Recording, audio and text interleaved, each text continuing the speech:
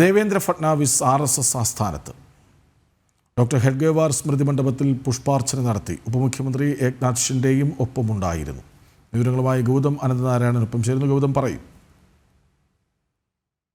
ഇന്ന് രാവിലെയാണ് നാഗ്പൂരിൽ RSS ആസ്ഥാനത്ത് മഹാരാഷ്ട്ര മുഖ്യമന്ത്രി ദേവേന്ദ്ര ഫട്നാവിസ് എത്തിയത്. അദ്ദേഹം നിയമസഭാ തെരഞ്ഞെടുപ്പിലെ ഉജ്ജ്വലമായ വിജയത്തിന് ശേഷം തന്റെ സ്വന്തം മണ്ഡലമായ നാഗ്പൂർ സൗത്ത് വെസ്റ്റിൽ പര്യടനം നടത്തുകയും അതിനൊപ്പം RSS ആസ്ഥാനത്തേക്ക് എത്തുകയുമായിരുന്നു. അദ്ദേഹം സ്ഥിരമായി സംഘ കാര്യാലയത്തിൽ എത്താറുള്ളതാണ്. അദ്ദേഹം നാഗ്പൂരിൽ നിന്ന് തന്നെയുള്ള സ്വയം സേവകാണ്. അതിനാൽ സംഘത്തിന്റെ കാര്യാലയത്തിൽ പ്രധാന പരിപാടികളെല്ലാം നടക്കുമ്പോൾ, പ്രത്യേകിച്ച് സർസംഘചാലകന്റെ വിജയദശമി സന്ദേശം ഉൾപ്പെടെ നടക്കുമ്പോൾ സ്ഥിരമായി നാഗ്പൂർ കാര്യാലയത്തിലെ ഒരു സാന്നിധ്യമാണ് ദേവേന്ദ്ര ഫട്നാവിസ്. ഇന്ന് അദ്ദേഹം രാവിലെ എത്തി RSS ആസ്ഥാനത്ത് സ്ഥിതി ചെയ്യുന്ന ഡോക്ടർ കേശവ് ബൽറാം ഹെഡ്ഗേവാറിന്റെ, RSSന്റെ സ്ഥാപകനായ കേശവ് ബൽറാം ഹെഡ്ഗേവാറിന്റെ സമാധി പീഠത്തിൽ പുഷ്പാർച്ചന നടത്തി. അദ്ദേഹത്തിനൊപ്പം മഹാരാഷ്ട്രയുടെ ഉപമുഖ്യമന്ത്രിയും ശിവസേന നേതാവുമായ ഏകനാഥ് ഷിൻഡെയും ഉണ്ടായിരുന്നു.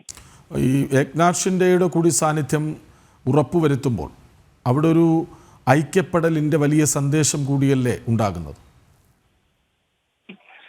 കൃഷ്ണരാജ്, ശിവസേനയെ സംബന്ധിച്ചിടത്തോളം നമുക്കറിയാം, ഹിന്ദുത്വ ദേശീയത ഉയർത്തിപ്പിടിക്കുന്ന മറ്റൊരു രാഷ്ട്രീയ പ്രസ്ഥാനമാണ്.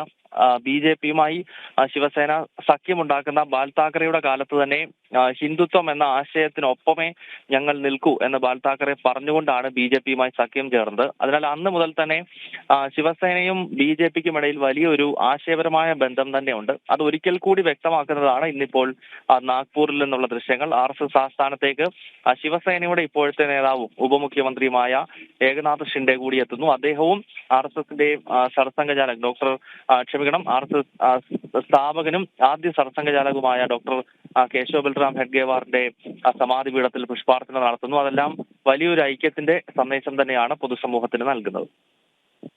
ദേവേന്ദ്ര ഫട്നാവിസ് RSS ആസ്ഥാനത്ത്, ഉപമുഖ്യമന്ത്രി ഏക്നാഥ് ഷിൻഡെയും ഒപ്പമുണ്ടായിരുന്നു. വിവരങ്ങൾ നൽകുകയായിരുന്നു ഗൗതം.